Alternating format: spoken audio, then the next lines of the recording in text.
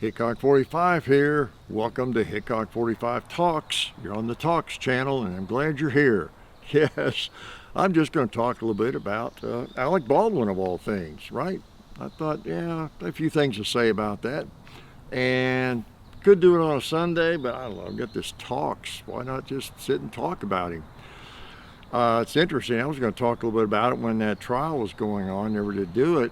And then the case was dismissed, at least as of today when I speak. And I have a few thoughts on it that I think some people disagree with. But, you know, hear me out. I've spoke to it a little bit in the past, I guess. And I guess I'm ready. I guess I'm always ready to be convinced that I'm wrong on something or of another perspective, of course. Well, say of course, maybe I hope of course. Anyway, such an unfortunate situation. Oh my gosh, I've mentioned my wife 2 or 3 times, and that was on the TV about the case, you know, going on recently. And I thought, wow, you know, that poor woman. I don't even remember her name. Obviously, I didn't know her, but the producer that was killed. Of all things to have happened, you're making a movie. You're making a movie, and you get shot and you're gone. I mean, it's bizarre, you know. Things happen, don't they? We don't expect. There's no doubt about that. Life is fragile. But beyond that, it's just such a tragic thing that didn't have to happen. But as much as I don't like Alec Baldwin, I don't know anybody that does. Does his own family like him? Sorry, Alec. There's a lot of people who don't like me either. But I think maybe there's a higher percentage that don't like you. I'm sorry. I'm sure you're well aware of that. But, okay. I guess I have some sympathy for that guy, even though he's rude and unlikable. He's anti-gun, all of the above. I have to have some sympathy for him. He did not go to work that day intending to hurt anybody. I would assume that he liked that producer, that they got along well, and you know, he hired her, I guess, for this movie. It's his movie, right? And she's there because he wanted her there and doing this work, and I'm sure they had a lot of interaction, and you know, just they're making a movie. They're a creative project together. So that's the thing. I can't help but have some sympathy, no matter who was absolutely responsible. And I guess it's several things, but he didn't mean to hurt anybody. He didn't mean to hurt anybody. Set aside his personality, his anti-gun stance, and all those sorts of things for a minute. If this happened to your grandpa or your dad or a friend of yours, you know, that you think the world of, and they went to work and by some freak accident they ran over somebody in a parking lot, they just didn't see them and killed them, and now they're in jail for manslaughter or something or whatever it might be, you know, just a really good person, you know, deacon in the church or something, you know, and things just happen. So I try to set my dislike for him aside and maybe put myself in a position, because man, we've all had accidents and things have happened we didn't mean to, whether it's with a car, maybe we've had a misfire on a gun. I mean, things can happen, and you know, just so bad. So I have a hard time just blaming him. Now, we could say he might have lied about when he said he didn't pull the trigger, you know. And I know nothing about this case really. I haven't studied. I'm not a student of it. I'm not like one of those guys that studies the Warren Commission for 30 years and then has all these opinions, you know, knows the answer or studies this case either. I just kind of know more than you do. I do know about single action revolvers. I will say that. And they generally don't fire unless you pull a trigger. And this gun was in good working order. And my guess is, my educated guess is, maybe he didn't think he pulled the trigger if we gave him the benefit of the doubt, but he probably pulled the trigger, right, to make that hammer fall. He may not have known he was pulling it, or he didn't mean to, or he doesn't remember it, or he knows he did it and he's lying about it. I don't know. All that set aside, the real problem is, of course, the ammunition. And I know, I see the comments. Everybody said he violated the cardinal rules of gun safety.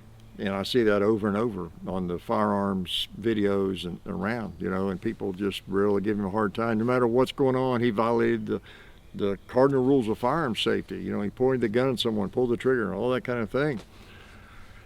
Yeah? You mean like in every other movie that's ever been made? Yeah? That's kind of my take on it. Don't you know that Clint Eastwood and Bruce Willis, if he has enough mind left to think about this, or if we could get John Wayne back in the picture, and anybody else, Randolph Scott and everybody, all the movie heroes, Tom Selleck and Sam Elliott, I mean everybody that's been in movies and fired guns at people and all that kind of thing. Don't you know they're thinking, a sigh of relief that that's never happened, anything like that, to them. And it's not happened much, period, once or twice in the world of movies, right? Moviedom, because they take care of that. Their whole business is, not whole business, but in so many movies, what the percentage be, 50% or something? There's shootouts, so people shooting each other, pointing guns at people and shooting them. And I know a lot of times you're getting a close-up on the person shooting, and you don't see the person you're shooting at, and they're not even there, maybe in the room and all that sort of thing. But sometimes they are, and you're pointing a gun at them, and pointing a gun at them all the time, and then maybe even pulling the trigger. So this is standard fare in movies, right or wrong. Standard fare for how many years? 60, 70, 80 years. And so are we going to come down hard on Alec Baldwin for doing the same thing? Maybe so. We don't like him. So anyway, it comes down to the ammo and the person responsible for that. So my big point is, someone is, from the beginning, somebody's responsible for that ammo. These actors, whether it's Clint Eastwood or John Wayne or whoever, back through time, Randolph Scott, they know when they are handed that gun. Now, they can check it or not, but there's all these people making sure there's no real guns around, or there's no real ammo. There shouldn't be any real ammo anywhere within 20 miles, right?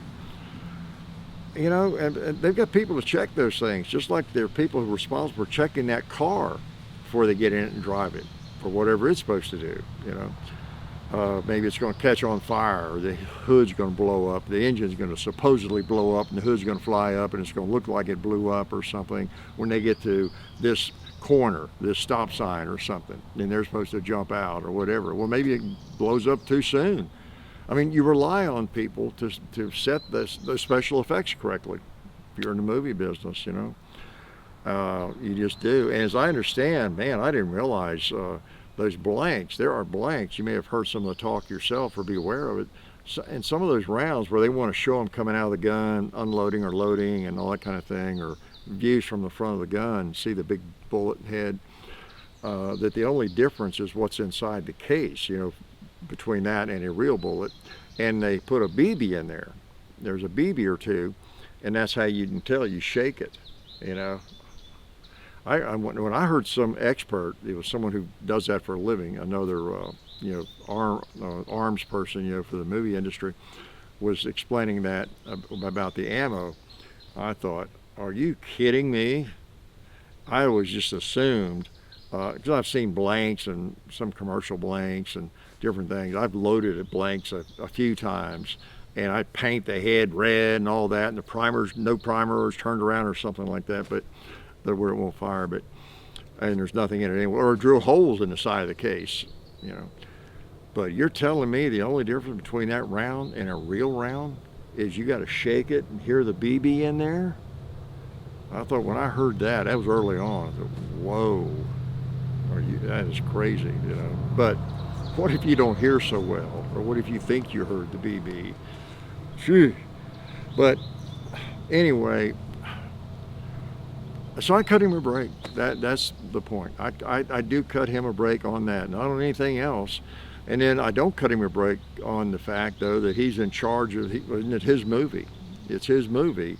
And so he hired all these people, I guess, including the person in charge of the firearms.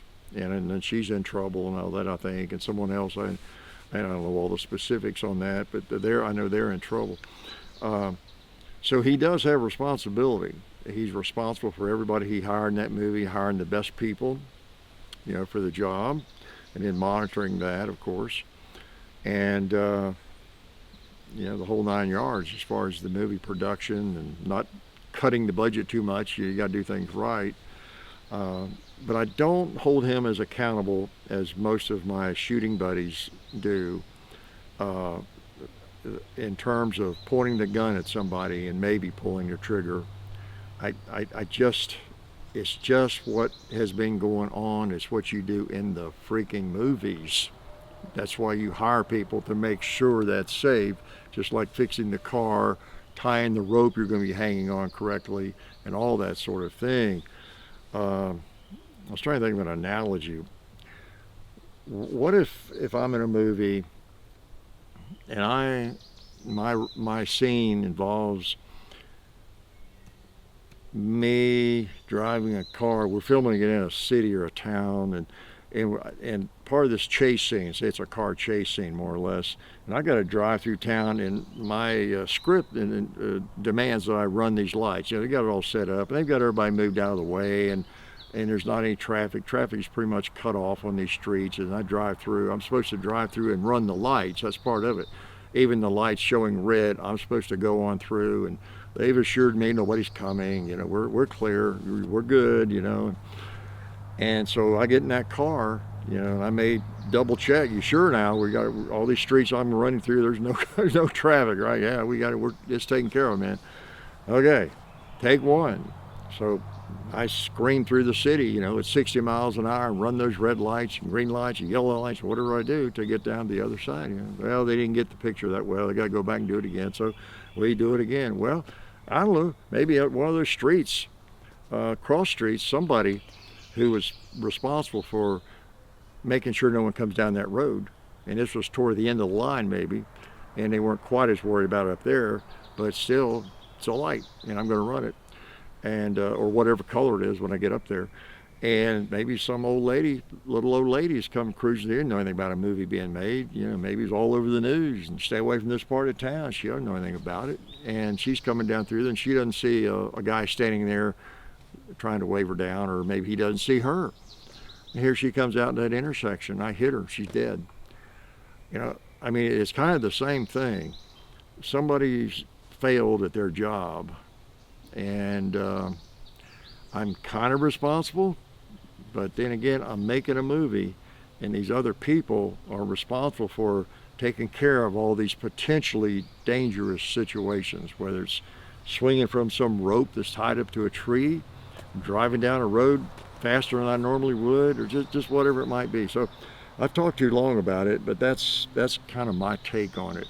I don't like Alec Baldwin. He probably wouldn't like me. But I cut him a little bit of break on that. That's what they do in the movies.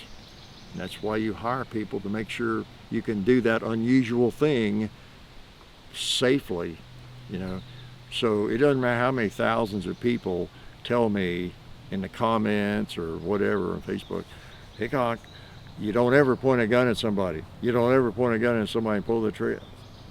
Yeah, I know. You don't drive your car down the street running red lights either. You don't do a lot of things they do in the movies. That's why they hire people, to make sure they can do those weird things safely. All right, so am I all wet? Am I thinking wrongly about that? As much as I don't like him, I guess I kind of can put myself in a situation. I can just imagine you're making a movie, you're doing something, and somebody doesn't get a prop right, and then you're kind of responsible for it. Maybe it's a rubber hammer, and you're supposed to hit somebody over the head with it. I don't know, and you would probably be able to tell that. But and it turns out it's not rubber or something. And that ammo, if you look at that ammo and you can't really tell the difference, you just rely on people to get it right for you, you know. So anyway, he's the one that pulled the trigger. He's the one that had the gun, but I don't come down on him for that as hard as maybe I would for his personality, his stance on politics and guns, and maybe who he hires to do his movies. And he may be guilty on all those accounts, but he's making a freaking movie, a shooting movie, and yeah. So that's all I got to say about it. I'm done. Life is good.